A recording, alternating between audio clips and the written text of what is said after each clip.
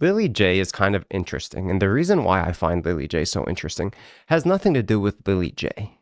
It has nothing to do with Lily J. Her content really isn't that interesting. But what makes Lily J so interesting is the fact that someone like Lily J can become so popular in 2025 amongst the Muslim online community. Now, I hate calling it a community because is a YouTube section really a community? Is a subreddit really a community? Not really. And so, for the sake of this video, I'll roll with it. We'll call it a community. And the thing about the online Muslim community is the fact that they were able to kind of latch on to Lily J and her brand kind of gives us some insight into their minds.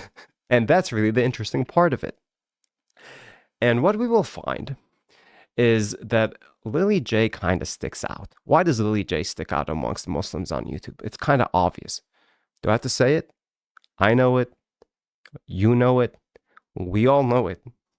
The reason why Lily J was able to stick out online as a Muslim is because of her appearance and because of her background.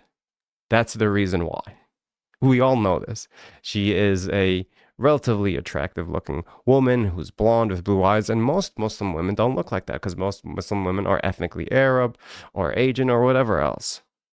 And so the fact that she sticks out already puts her in a position to become popular. That by itself is the majority of the reason. And the fact that she's a convert to Islam, that she became Muslim, also puts her in a position where it's easy for someone like this to become popular. Because this, to be fair, this isn't just an Islamic thing. This isn't just a Muslim thing. This is a people thing. People love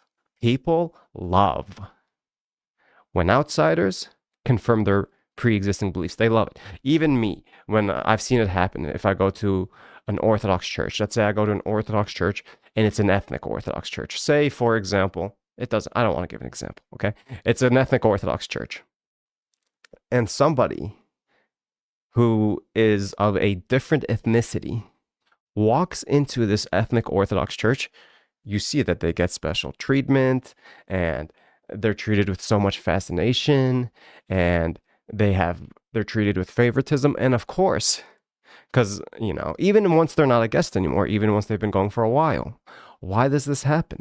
It's because people love it when someone else comes in from the outside and says, hey, your beliefs, they're true. They're so true as a matter of fact that I'm willing to leave my pre-existing religion, maybe have conflict with my family, just so I can come and become Muslima or whatever. They love this because, like I said before in other videos, most people are not trying to figure out what's true. Most people are trying to avoid pain, maximize pleasure, and keep things as convenient and as comfortable as possible. And so if it's convenient, if you're born as a Muslim, to remain a Muslim, which it is most of the time, then you're going to look for things that will help you feel the validation of Islam. And so also, of course, just the fact that she's a woman, she's a good-looking woman. Good-looking women in general on the internet do well on the internet for obvious reasons. Do I have to say why? I don't have to say why. And then if you actually go ahead and you look at her content, you find that the content itself is kind of funny, right? She'll do things like she will talk to ChatGPT and she'll say, hey, ChatGPT, is the Quran true? And then ChatGPT will be like, yes, Lily J, the Quran is true. And she'll be like, oh my gosh.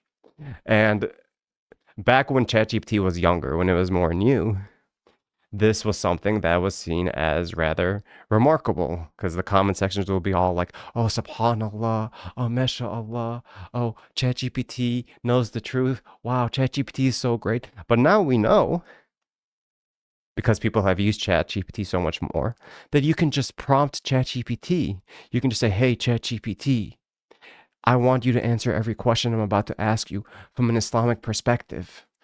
And then she turns on the camera and she starts recording. Then she says, hey, ChatGPT, is the Quran true? And then, of course, it's going to say yes, because she literally primed it to give her that answer. And people are starting to catch on to this, so she's going to have to try something else. And so lately she's been doing these more lifestyle type of blogs where she'll travel to, for example, any Islamic country. And then she'll be like, wow, look, the people here are so nice. Wow, look, I love being Muslim. Everyone here is great. And then she'll see maybe a mosquito. And then she'll be like, wow, look, the craftsmanship of God. Islam must be true. The mosquito is so amazing. That must mean Islam is true, right? This is what it is. And it's so fascinating to watch, like I said, not because the content's fascinating. It's obviously not fascinating. It's fascinating to watch, to see the way that the viewer's mind works. And outside of that, outside of this whole mosquito thing, she'll do these really emotional videos where she's like, this woman converts to Islam. And then she sits down with this woman and then they say the Shahada and then they're crying and they're hugging.